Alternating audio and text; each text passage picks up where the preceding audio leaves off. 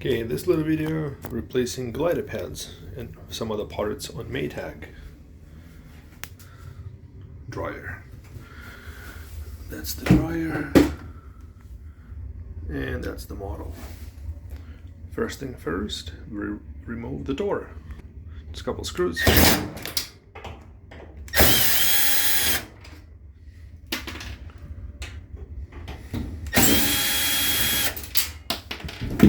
The door ain't gonna fall out. Lift and remove. Left side, same thing. A couple screws.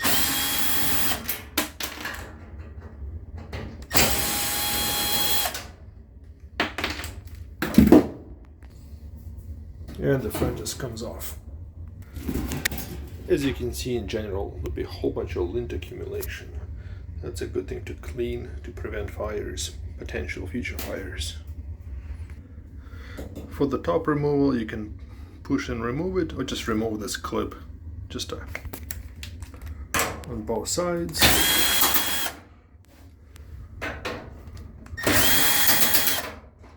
I don't know why they use nut instead of just a Phillips, but whatever.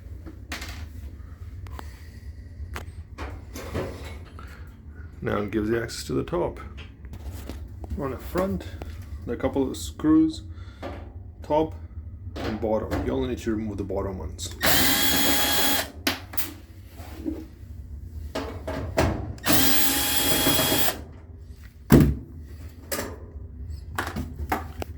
And same as here, just the top.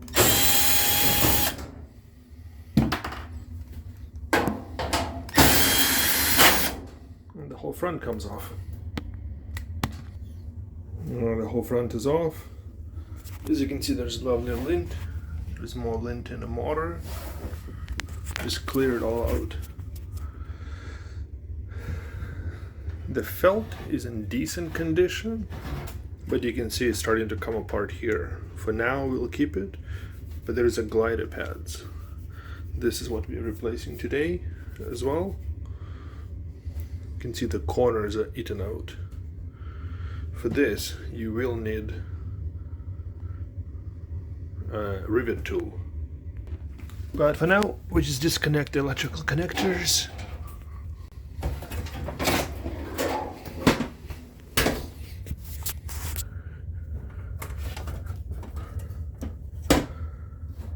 Removing the top one. Gray goes to the top, brown to the bottom.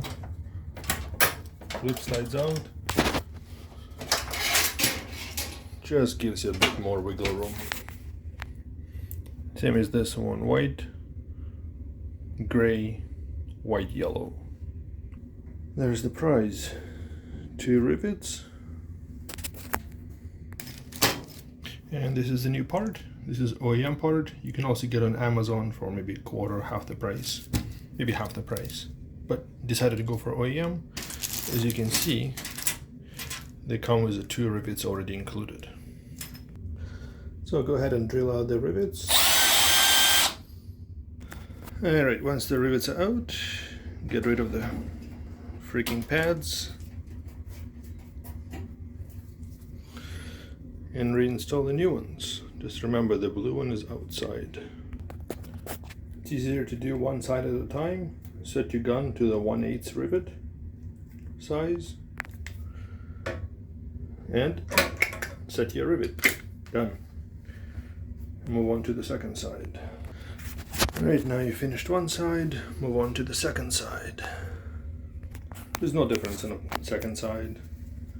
Slide your support. Slide your glider.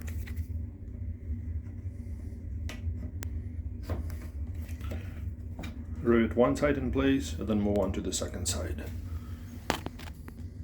And done. You got 2 new glides set up. The one pain in the butt on this machine is replacing the belt, which we're doing. If you have access to the back, you can take the back plate off and do it from the back. If you don't have a back access, you have to pop it off the rollers and then monkey around to get your hand behind to set it. So for now, we're just removing the drum.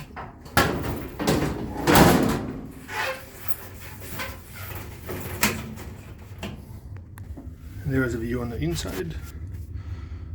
A bit of dust, which we'll clean out soon. I need 2 support rollers.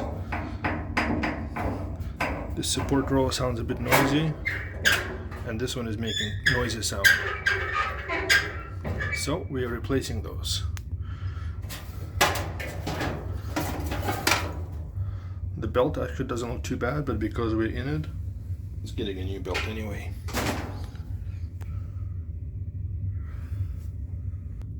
They are a pain in the butt to get to, but one of the smallest removers. Expand and pull it out.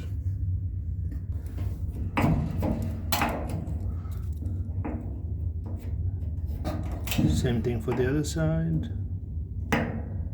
Get it?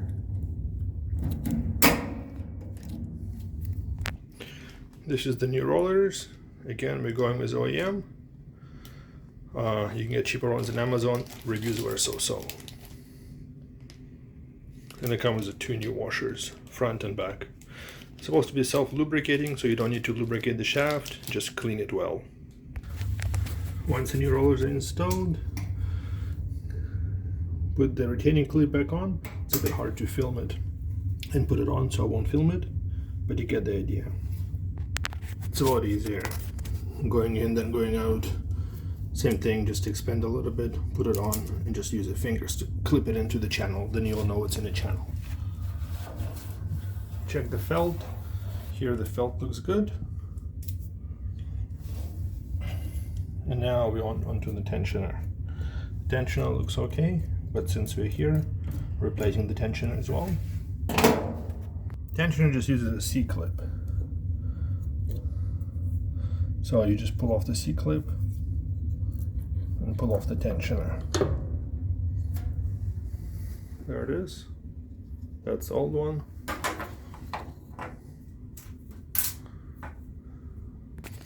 For the tensioners, we went with the aftermarket one, a little bit cheaper. That's the part. And just reassembly the same. Slide it back, put your washer in, and put your C-clip. And just washer. After the C-clip over here, you can't film it. This is the belt we're putting on. Again, it's a Sipco brand, aftermarket, was a few bucks cheaper, so whatever. As you can imagine, the grooves grow in the grooves, and the grooves run around the motor. On a tensioner. So, once I set the drum with the belt, it kind of goes like that, right, on the inside. There's actually plenty of space on the bottom to get your hands in. One hand on this side, one hand on this side. You go in and you set your belt. You can see right there is the belt. Right there, and it's set. It's very easy. You don't actually need to remove the back panel. It's just 2 hands and you're done.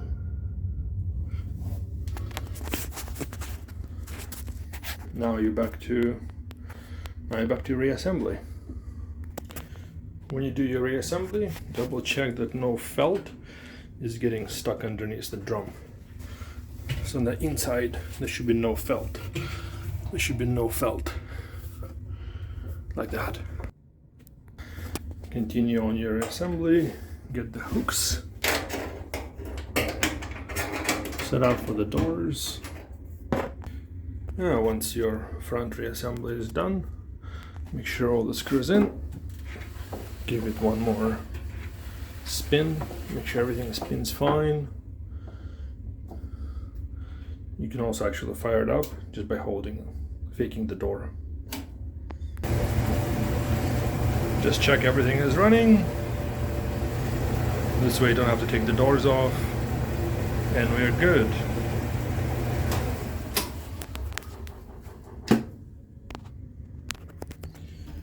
Now the door is back on, everything is finished. Make sure it closes and make sure it starts. I would say on this one the timer is going out a little bit. Probably will need a new timer eventually. Your repair success. 50% new dryer. You got a heating element and the timer left.